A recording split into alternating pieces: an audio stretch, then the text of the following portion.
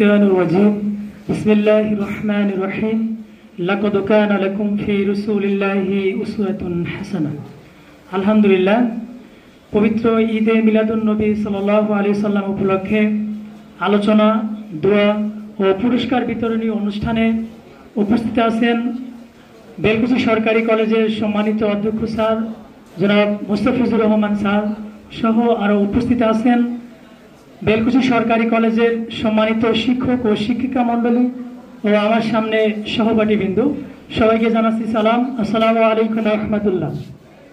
সর্বপ্রথম শুকরিয়া আদায় করছি সেই মহান রব্বুল আলামিনের জন্য যিনি আমাদেরকে এই প্রতিকূল পরিবেশের মধ্যেও আমাদেরকে এখানে আসার এবং কিছু আলোচনা শোনার যে মহান রব্বুল আলামিন তৌফিক দান করলেন এজন্য আমরা সবাই বলি আলহামদুলিল্লাহ। দরুদ ও পাক প্রিয় নবী মানবতার মুক্তির দূত মুক্তির দিশারি যার আনিত বিধানকে বাস্তবায়ন করাই আমাদের প্রতিজ্ঞা সেই রাসূলের জন্য আমরা সংক্ষিপ্ত আকারে দরুদ পড়ছি সবাই বলি সাল্লাল্লাহু আলাইহি ওয়াসাল্লাম।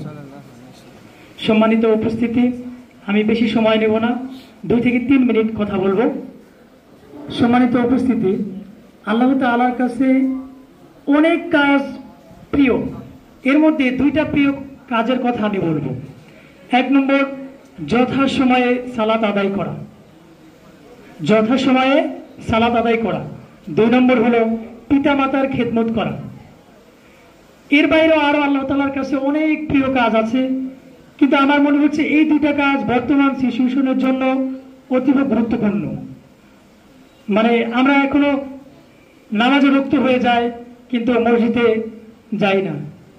এরকমও হয় যে আজান দিছে ঘড়ি ধরে একটু পরেই যাই, এরকম করতে করতে আমরা নামাজের সময়টাকে পার করে দিই। এটা ঠিক নয়। আজান দেওয়ার সাথে সাথে আমাদের মসজিদে যেতে হবে। ইব্রাহিম আলাইহিস সালামের সময় একটা ঘটনা ছিল যে কামার যখন সামনের দিকে হাতুড়ি দিয়ে লোহা বাড়ি দিচ্ছে তখন হাত যখন উপর দিকে তুলছে মসজিদ থেকে যখন আসতেছে আল্লাহু আকবারের ধ্বনি তখন এই হাতটা আর সামনের দিকে পড়ে নাই, পিছনের দিকে হাতুড়িটা ফেলে দিয়ে মসজিদের দিকে দৌড়াচ্ছে। তাহলে তাদের ঈমানের চেতনা কত বিশাল।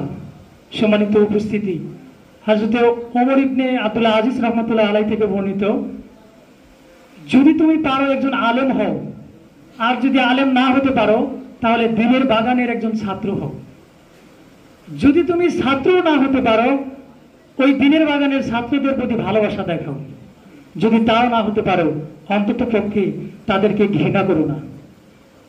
ঠিক কিনা? আমি একটি আয়াত তিলাওয়াত করেছি লাকাদ কানা লাকুম ফি রাসূলিল্লাহি উসওয়াতুন হাসানাহ। এর মানে হলো আমাদের জন্য উত্তম আদর্শ হলো বিশ্বনবী প্রিয় নবী হযরত মুহাম্মদ সাল্লাল্লাহু আলাইহি সাল্লাম।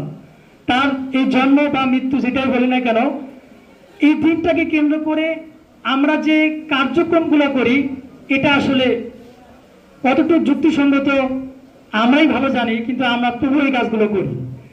আমরা প্রথমত রোজা রাখতে পারি, সিয়াম রাখতে পারি, কিন্তু আমরা রাখি না। আমরা খাওয়া দাওয়া ফুর্তি করো এটা নিয়ে ব্যস্ত থাকি। এটা আসলে ঠিক নয়। রাসূল সাল্লাল্লাহু আলাইহি সাল্লামের প্রত্যেকটা আদর্শ আমাদের নিজের মধ্যে আদর্শিত করতে হবে।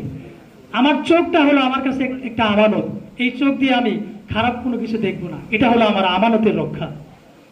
আমার কাছে আমার কানটা হলো আমার আমানত, এই আমানত দিয়ে আমি খারাপ কোনো বাক্য শুনবো না।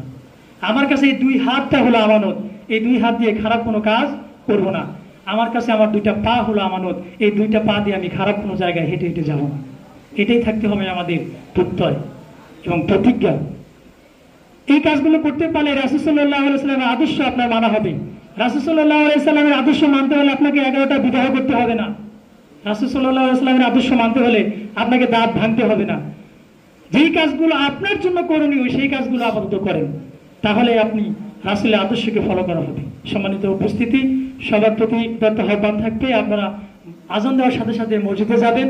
এই দৃঢ় প্রত্যয় ব্যক্ত করে আমি আমার সংক্ষিপ্ত বক্তব্য এখানে শেষ করছি। ওয়া মা তৌফিকি ইল্লা বিল্লাহ। আসসালামু আলাইকুম ওয়া রাহমাতুল্লাহ।